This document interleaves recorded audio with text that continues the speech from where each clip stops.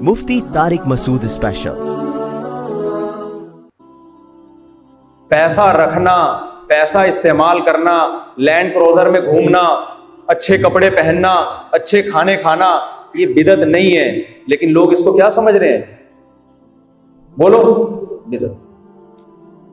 कल मैंने अपना एक क्लिप देखा। मेरा मकसद अपने आप को डिफाइन करना नहीं है, अपनी सफाइयां पेश करना नहीं है। हमको इतने ऊंचे तबके के नहीं है कि हम पे कोई इल्जाम लगे तो हम सफाइयां करते रहे कि ये शो करने के लिए हमको गलती नहीं हो सकते। मेरा मकसद एक कॉन्सेप्ट को क्लियर करना है, नजरिए की इस्लाह करनी है। कल मैंने क्लिप देखा, मैं यूनिवर्सिटी में जा रहा हूं ना, रीवो से उतरा, इसे 2 गार्ड छलांग मार के आगे आए, गेट खोला, हम बड़े स्टाइल से निकले और यूं यूं टक टक टक टक करते हुए यूनिवर्सिटी में जा रहे हैं। हैंडशेक, लोगों से अस्सलाम, ये फिर वाघा बॉर्डर पे परेड। तो मैं लोगों के कमेंट्स पढ़ता हूं, मेरी आदत है, कमेंट्स पढ़ना जरूरी है लोगों के। बेशक उनको रिप्लाई ना करूं मैं, लेकिन मैं पढ़ता हूं, अपने बयान पे भी कमेंट्स पढ़ता हूं मैं जब मौका मिलता है, पता तो चले कि इसका असर क्या हो रहा है पब्लिक। ज्यादातर यानी 75% लोगों के नेगेटिव कमेंट्स थे। ये देखो मुफ्तियों के हालात, ये लोगों को दुनिया की मोहब्बत से रोकते हैं, इनकी अपनी हरकतें देखो। सहाबा तो बहुत सादा जिंदगी गुजारा करते थे, इनकी अपनी हालत देखो। कहां से आता है इतना पैसा? ये गार्ड कहां से आए? अल्लाह पे तवक्कुल नहीं है। 2-4 लोगों के होते हैं ना, तो 2-4 मखनचू तो हर जगह होते हैं। 75% तकरीबन, मैंने पूरे गिने तो नहीं बैठ के, लेकिन एक अंदाजा लगा रहा हूं, 75 से 80% लोगों के कमेंट्स क्या थे? नेगेटिव। मैं जब हज पे गया तो एक साहब मुझसे मिले, मेरे बड़ा आशिक था, वो बयान सुना करता था, लेकिन मुझे छांव में ले गया, मुफ्ती साहब 2 मिनट आपसे पर्सनली बात करनी है। मीना में ना, छांव में। मैंने कहा चलो भाई। कह रहे मुझे आपसे बड़ी अकीदत मोहब्बत थी, लेकिन जब से आप पब्लिक में मशहूर हुए, आपकी तो टून ही चेंज हो गई, ठाट बाटी आपके क्या हो गए। गोया वो ये कहना चाह रहे थे कि हमें आपकी वो फटफटी सी एफएक्स भी याद है। कहा नहीं उन्होंने, लेकिन कहना ये चाह रहे थे, वो फटफटी बाइकें भी हमें याद है। और अब आप ये ठाट। तो मुझे कहने लगा कि मुझे आपसे अकीदत खत्म हो गई है, साफ लफ्जों में। मैंने उनको कोई जवाब दिया नहीं। हर मौका जवाब का नहीं होता, हर दफा बात समझ में आती भी नहीं। मैं जवाब देता तो कहते अब अपनी गलती को क्या कर रहे हैं। मैंने सोचा कि अब हो गई है तो मैं क्या कर सकता हूं। लेकिन जब इतने सारे लोगों के नेगेटिव कमेंट्स, इतने सारे लोगों के नेगेटिव कमेंट्स, हमारी कौम का एक माजरत के साथ एक अलमिया है कि वो मनफी बहुत सोचती है। ये जो सॉफ्टवेयर है ना, ये वाला भी निकालना चाहिए हम सबको मिलके। हर चीज में क्या कर रहे होते हैं? बोलो, उल्टा। पहली बात तो ये जो शोबाजी वाला इल्जाम है कि मुफ्ती साहब शोबाजी कर रहे हैं, आपको किसने कहा कि मैं अपने साथ कैमरामैन लेकर गया हूं और कैमरामैन को कहा है कि जब मैं रीवो से उतरूं और मैं ठक ठक यूं करके जाऊं तो मेरी वीडियो बनाओ? ये तो ऑटोमेटिकली लोग कर रहे होते हैं। मैं जब वाघा बॉर्डर गया हूं, हमारा तो इरादा ही उस दिन बना है वाघा बॉर्डर जाने का, कोई इरादा नहीं था। अचानक चले गए तो वहां फौजियों ने इतना प्रोटोकॉल दिया कि भाई मुफ्ती साहब आए हुए, मुझे नीचे ले जा। मैं तो ऊपर जाके बैठा था, छुप के बैठना चाह रहा था, किसी को पता ना चले। पहले मैं आया हूं छप्पड़ में, ऊपर जाके बैठा तो फौजियों ने देखा भाई मुफ्ती तारिक मसूद आए हुए, उन्होंने कहा तो आपके बयान सुनते हैं, बड़े जबरदस्त। मुझे ले आए, पब्लिक में ले आए, फिर हमारे सारे साथियों को पीछे रख के मुझे आगे ले जाके बिठा दिया। अब वो अगर आपको इज्जत दे रहे हैं, फिर मुझे कहा कि नहीं आप वहां चलें, वो जो गार्ड खड़े हुए हैं ना बॉर्डर पे, उधर जाके आप एक सेल्फी लें। मैं वहां उनसे ये कहूंगा कि मैं नहीं ले सकता सेल्फी, तो बेकरामी नहीं हो जाएगी? कहेंगे हम आपको इज्जत दे रहे हैं, आपको वहां गार्डों के साथ खड़ा कर रहे हैं, वो जो फौजी खड़े हुए हैं, आप सेल्फी ले रहे हैं, उनकी हौसला अफजाई हो जाएगी। मैं कहूं नहीं, मैं शो मारने नहीं आया यहाँ पे, ये मौका ये बात करने का नहीं है, ये उनको अप्रिशिएट करने का मौका है। आप बॉर्डर पे गए हो तो आप तो उनको की हौसला अफजाई करोगे ना। एक ने कहा इतने तकब्बुर से चल रहे यूं यूं करके, मैं बॉर्डर पे किस तरह से चलूं यार? बॉर्डर पे तवाज़ो के साथ चलूं? सर झुका के चलूं, जो हमारी नेचुरल चाल है मैं उसी चाल से चला हूं, मेरा कोई अलग से ना मैंने कंधे ऊपर किए, ना मैंने जो नॉर्मली चलता हूं उसी स्पीड से चला हूं मैं। इतनी नेगेटिविटी यार, इतनी नेगेटिव। ठीक है, बहुत से लोगों ने पसंद भी किया अल्हम्दुलिल्लाह। मैं वहां जाके जब बॉर्डर पे खड़ा हुआ तो नहीं, वो लोग सेल्फियां ले रहे हैं, वो तस्वीरें ले रहे हैं, ऑफिसर्स आ रहे हैं, मेजर कर्नल आ रहे हैं, इज्जत दे रहे हैं, तो आपको खुश होना चाहिए यार, हमारी उलमा की पाक आर्मी में ये इज्जत। 75% लोगों के नेगेटिव कमेंट्स, ये देखो शोबाजियों में लगे हुए। मैंने खुद से ना कोई तस्वीर ली वहां पे, ना किसी को मैंने कैमरा पकड़ाया कि जो कुछ मैं कर रहा हूं ठक ठक ठक ठक जा रहा हूं मेरी तस्वीर। लोग कर रहे हैं ये, और लोगों ने अपने अपने चैनलों से अपलोड किए हैं। कुछ हमारे चैनल से भी हो गए, जब हो ही रही है तो हमने कहा चला दो भाई, तुम भी चला दो, सारी दुनिया ने तो अपलोड कर दिए।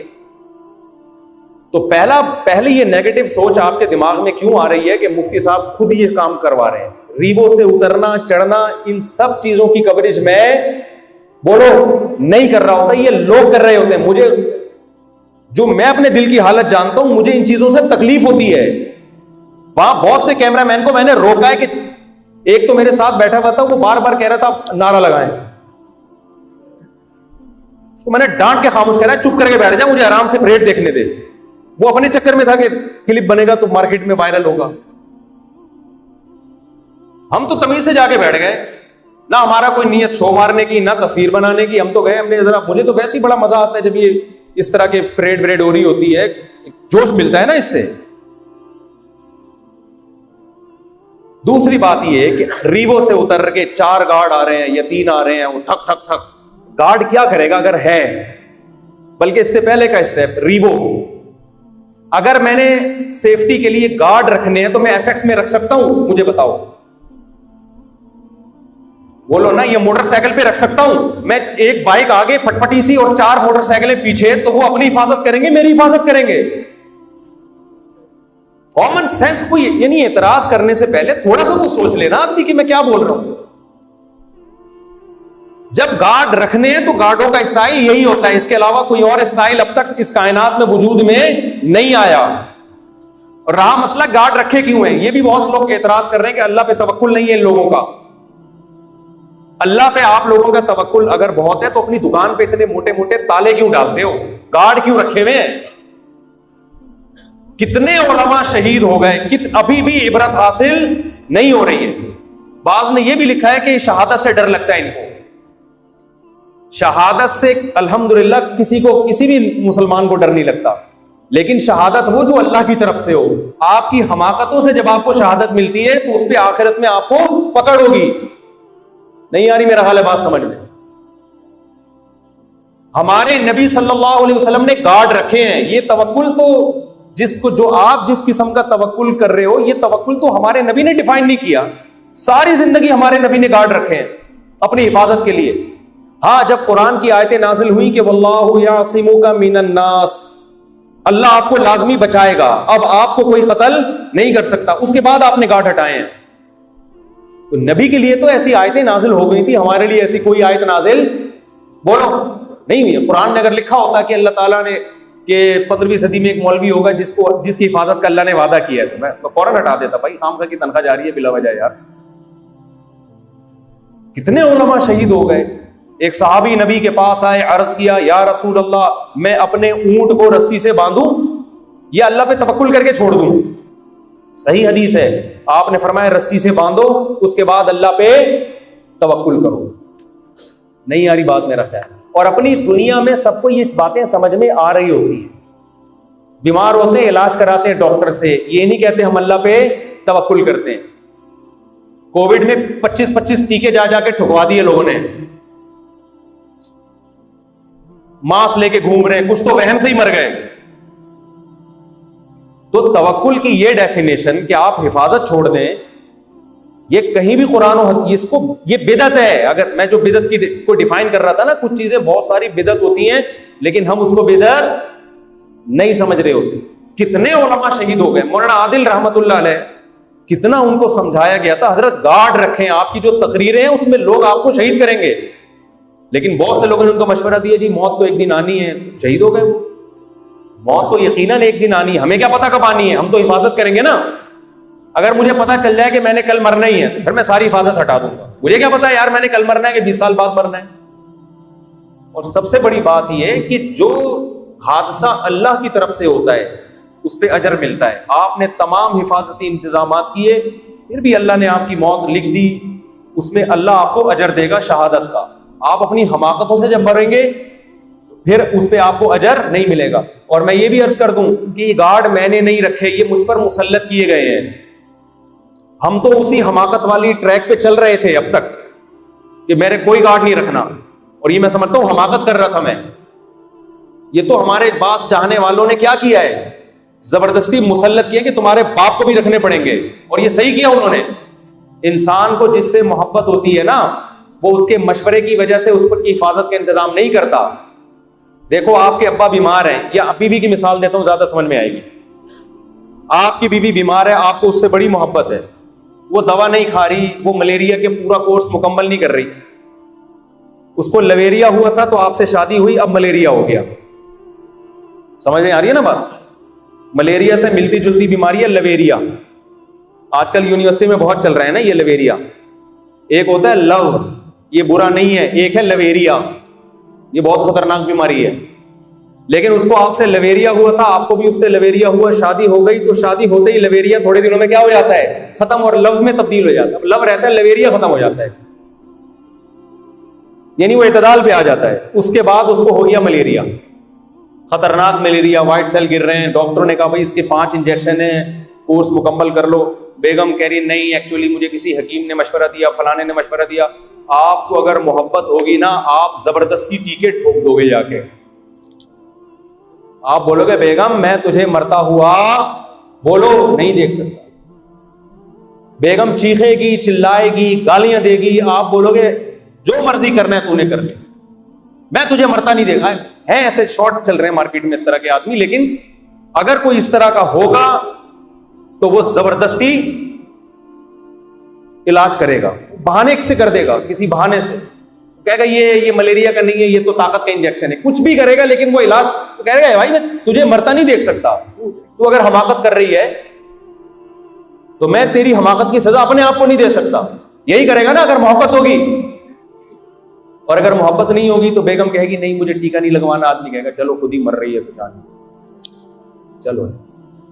मरेगी तो फिर ससुराल वाले पूछेंगे हमारी बेटी क्यों मर गई, तो कहना भाई मैंने तो नहीं मारी, अपनी शौक से उसको, मैंने तो एक्चुअली उसको समझाया था, डॉक्टरों ने कहा मलेरिया के 5 टीके लगते हैं, 5 है पता नहीं 4 हैं, डॉक्टर भूल गया, तो ये पाबंदी से लगेंगे तो ठीक होगी। मैंने तो देखे, रिकॉर्डिंग भी मेरे पास मौजूद है, इसकी रिकॉर्डिंग भी मैंने एहतियातन मैंने सेव कर ली थी। ये कह रही थी कि मुझे नहीं लगवाने ताकि कल मुझ पे इल्जाम ना लगा। तो आप अकली लिहाज से तो मुतमईन कर दोगे ससुराल को, केस भी नहीं बनेगा आपके खिलाफ, लेकिन आपका ज़मीर मुतमईन नहीं होगा। आप कहोगे यार उसकी हमाकत में मैंने उसको मरने क्यों दिया। आपका बच्चा अगर तालाब में छलांग लगाते खुदकुशी के लिए, फिर भी बचाते हो कि नहीं बचाते? ये थोड़ी कहते हो कि खुद ही मरा है, खुद ही छलांग लगाई है। तो जिनको उलमा से मोहब्बत होती है ना, तो जो उलमा कहते हैं हमें गार्ड नहीं रखने, वो कहते हैं हमने हजरत आपकी इस बारे में सुननी नहीं है, आपके बाप को भी गार्ड रखने पड़ेंगे। समझते हो कि नहीं समझते? तो जिन लोगों ने मुझ पे मुसल्लत किए, ये मुसल्लत किए हैं, मैंने मना करता रहा, फिर आ गए एक दिन 4 आदमी आके बैठ गए कि ये आपके गार्ड हैं। मैंने कहा मैं आलू प्याज टमाटर लेने जा रहा हूं, मैं भिंडी लेने जा रहा हूं, मेरे साथ 4-4 गार्ड भिंडी लेकर आएंगे क्या?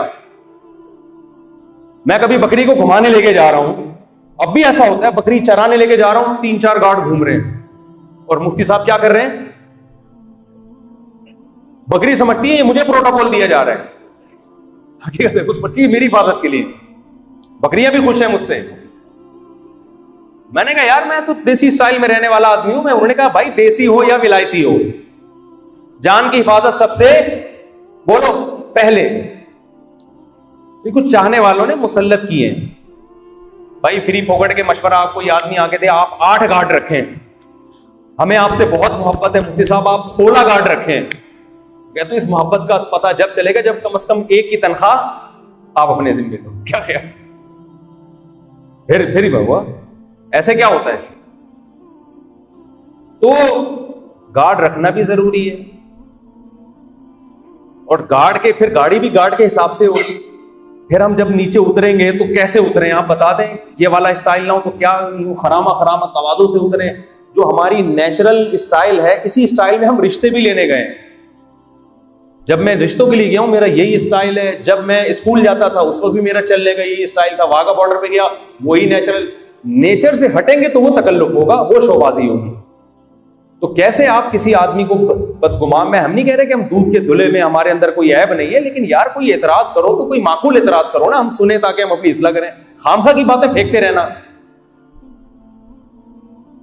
दूसरी बात यह कि ये ठाट बाट अगर हैं, बिलफर्ज आपने गाड़ी से अंदाजा लगा लिया कि मुफ्ती साहब के बड़े ठाट बाट हैं, ये आपने अंदाजा कैसे लगाया गाड़ी देख के? जिस आदमी के पास अच्छी गाड़ी हो, वो भी किसी जरूरत से, तो क्या इसका मतलब ये है कि वो हर चीज में ही उसके ठाट बाट बहुत आला होंगे? ये कहां से फर्ज कर लिया आपने? और अगर हैं भी तो इसमें क्या तकलीफ है आपको? ये शरीयत ने कब कहा कि ठाट बाट छोड़ दो? लोग कहते हैं सहाबा ऐसे नहीं थे। आपको किसने कहा ऐसे नहीं थे सहाबा? जो सहाबा में जो गरीब थे वो मसाकीन की तरह रहते थे, जो मालदार थे वो किस तरह रहते थे? वो ठाट बाट के साथ रहते थे। उनके ठाट बाट निराले थे। हजरत उमर के कपड़ों पे पेवंद होते थे, इसलिए कि मिस्कीन थे, गरीब थे। हर सहाबी के कपड़े पे पेवंद बोलो नहीं होते थे। नबी ने एक सहाबी को देखा, परागंदा बाल और फटे से कपड़े। आपने फरमाया तुम तो मालदार हो, क्या तुम्हें अल्लाह ने पैसा नहीं दिया कि अपने हुलिये को दुरुस्त करो? उन सहाबी ने कहा हाँ या रसूल अल्लाह, अल्लाह ने मुझे पैसा दिया है। तो आपने फरमाया इन्नल्लाह युहिब्बु अन युरा असरु निअमतिही अला अब्दिही। जब अल्लाह ने किसी को माल दिया हो, अल्लाह चाहते ये माल उसके लिबास और पोशाक में नजर आए। तो ये जो मैयार आज लोगों ने बना लिया है कि ठाट बाट देख के कि ये दुनिया परस्त लोग हैं। दुनिया परस्त वो होता है जिसके दिल में दुनिया की मोहब्बत होती है। रीवो जब दिल में घुसेगी तो फिर ये बुरा है। तो जो सही आलिम होगा ना, अल्लाह से मोहब्बत करने वाला, उनके दिलों में इन चीजों की 2 टके की हैसियत बोलो नहीं होती। और हम जब मौलवी बनने के लिए आए तो ये चीजें छोड़कर आए थे। मैं तो जो चीजें छोड़कर, 3 चीजें मैं छोड़कर आया था, बस वो करके बयान खत्म करता हूं। 3 चीजें मैं छोड़कर आया था दुनिया की, और अल्लाह ने तीनों ही चीजें दी हैं मुझे। और हालांकि लोग कहेंगे आप दम करने के लिए बहुत बेहतरीन है, दम करें, आप कुरान ख्वानी कर दें हमारे घर में, रिश्ता नहीं देते लोग। ये इल्जाम हम पे लगा था कि रिश्ता नहीं मिलेगा। दूसरा ये था कि सफर नहीं कर सकूंगा मैं दुनिया में कहीं भी, क्योंकि मैं जहां पहले जॉब करता था, अप्रेंटिसशिप कर रहा था, वहां मैं गया इसलिए कि पूरी दुनिया का, पाकिस्तान नेवी से मुताल्लिक वो इदारा था। मेरे वालिद साहब ने पूरी दुनिया का सफर किया था।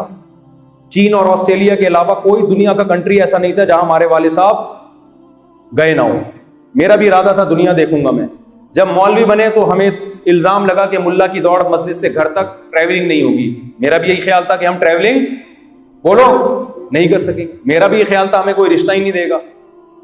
हमने कहा कोई बात नहीं, ये किश्तियां जला के आते हैं, नहीं हुई ट्रैवलिंग तो वैसे ही मर जाना है, दीन की खिदमत अल्लाह काम ले ले। तीसरा इल्जाम यह था कि रोकड़ा नहीं कमा सकते, खाओगे कहां से? मौलवी की डिग्री की पाकिस्तान में कोई वैल्यू नहीं है। अल्लाह जामे तो रशीद वालों पर एहसान करें, इन्होंने इस डिग्री को काफी वैल्यूएबल बना दिया है अल्हम्दुलिल्लाह। लेकिन हमारे दौर में मौलवी की डिग्री की कोई वैल्यू, समझते हो कि नहीं समझते? तो पैसा नहीं मिलेगा जब कोई डिग्री नहीं होगी, जॉब नहीं मिलेगी। मस्जिदों में इमामत की मैं जब यहां आया 4,500 तनख्वाह थी मेरी, और नॉर्मल मस्जिदों में यही होता था। समझते हो कि नहीं समझते? तो पैसा नहीं आएगा, रोकड़ा नहीं होगा, पैसा मतलब खाओगे कहां से? बड़ा सवाल यह था, खाने को नहीं मिलेगा तो जिंदगी भर चंदे मांगोगे गुजारे के लिए। ये 3 इल्जामात हमारे ऊपर लगे थे और हमने इन तीनों को बर्दाश्त किया था। आते वक्त हमें ना ये नीयत थी कि ये 3 चीजें हमें मिले, और ना ये तवक्को थी कि हमें मिलेंगी। हमें यह था कि अब जिंदगी भर के लिए ये 3 कुर्बानियां अल्लाह ने हमसे ले ली हैं। ना कभी दुनिया में सफर होगा जो मेरा बड़ा शौक था, ना मैं शादियां ढंग से कर सकूंगा, एक भी बमुश्किल होगी, एक भी मिल जाए तो बड़ी बात है। नंबर 3, खाने को रोटी बोलो नहीं मिली। ये मैं उन लोगों को जवाब दे रहा हूं जो उलमा पे तंज करते हैं ना, उनके ठाट बाट देख के, इतनी बीवियों को कहां से खिला रहे, इतनी शादियां कैसे हो गई। बाज दफा इंसान जो चीज छोड़ता है अल्लाह वही उसके कदमों में लाके डाल देते हैं। मुझे ये जुमला कहते हुए भी डर लग रहा है कि मेरी कोई ऐसी औकात नहीं है, मैं तो नालायक आदमी हूं, लेकिन आपको बताने के लिए, उलमा के दिफा के लिए कर रहा हूं, मैं अपने दिफा के लिए नहीं बात कर रहा। तो वो तीनों ही चीजें अल्लाह ने दी। खाने का तो ऐसा मामला है कि हम लोगों से पनाह मांग रहे हैं, खुदा के लिए फटफटा के मर जाएंगे हम, मत खिलाओ। अभी कल किसी ने दावत की है तो मैंने उनको जो बदमाशी से जवाब दिया है, मैंने कहा बयान होगा, बयान के बाद खाना नहीं होगा, ऐसी की तैसी इस तरह जवाब दिया मैंने। कुछ चिपक जाते हैं भी बयान के बाद खाना होगा, खाना होगा। मैंने कहा नहीं होगा, खिला के दिखाओ। तंग आ गया ना आदमी। ये किसकी रहमत है? अल्लाह की रहमत। छप्पड़ फाड़ के आ रहा है। और ये चंदों की रोजी नहीं है, ये जो रीवो है चंदों की नहीं है, ये ज़हन में रखें। दूसरा, वो तीसरे नंबर पे बताऊंगा, वो मजेदार है। दूसरा, ट्रैवलिंग, सफर। इतने मुल्कों से इनविटेशन आ रही है, आप अमेरिका आ जाओ, आप लंदन आ जाओ, आप ऑस्ट्रेलिया आ जाओ, आप साउथ अफ्रीका आ जाओ, आप ज़ैम्बिया आ जाओ, आप तंजानिया आ जाओ, आप उज़्बेकिस्तान आ जाओ, आप तुर्की आ जाओ, आप फलाने आ जाओ, आप ढिमकानी जगह आ जाओ, आप यूरोप आ जाओ, मैं इटली से बुला रहा हूँ, मैं जर्मनी से बुला रहा हूँ, मैं डेनमार्क से बुला रहा हूँ। सब नॉर्वे का तो चक्कर लगा लो, कभी हमारे साथ भी चाय पी लो बैठ के। नहीं यारी, मेरा ख्याल है बात। ये वो कंट्री हैं जिनका हमने कभी ख्वाब भी, इतना तो मैं नेवी में जाता तो शायद ट्रैवलिंग नहीं करता, और इतनी इज्जत के साथ जो हमारी औकात नहीं है, अल्लाह हमें हमारे बातिन को अल्लाह जानता है। ये तो जाहिरी हुलिया उलमा वाला है तो इज्जत मिल रही है। मैं जब हांगकांग गया तो मैंने वहां सोचा कि यार हमने तो सोचा था मुल्ला की दौड़ मस्जिद तक कभी जाएंगे ही, आज हांगकांग आ गए जहां का कभी तसव्वुर भी, और ऐसे आ रहे हैं कि लोग एयरपोर्ट पे इस्तकबाल कर रहे हैं। फिर जब वो वीडियो भी बना के डाल रहे हैं, फिर जब नीचे लोग लिखते हैं ना कि मौलवियों को शो मारने का शौक है, फिर मेरे जहन में एक ही जवाब आता है, तुम भी अपने 2 बच्चे मौलवी बना दो, तुम्हें भी ये प्रोटोकॉल मिल जाएगा। तुम्हें पता है कि नहीं मिलेगा, हमें भी ये पता था कि नहीं मिलेगा कोई भी नहीं पूछेगा, इसलिए हम मौलवी बने। अल्लाह दे तो दे दे, लेकिन इस प्रोटोकॉल की हमारे दिल में वो वैल्यू नहीं है जो आप समझ रहे हैं। असल क्या है? आखिरत। कारून को जितना प्रोटोकॉल मिला था, हमें उसका 10वां हिस्सा भी नहीं मिला है। आखिरत महफूज है तो फिर ये प्रोटोकॉल अच्छा है, आखिरत महफूज नहीं है तो अल्लाह की नजर में इसकी 2 टके की वैल्यू नहीं है। ये मुस्तहज़र रहता है अल्हम्दुलिल्लाह में।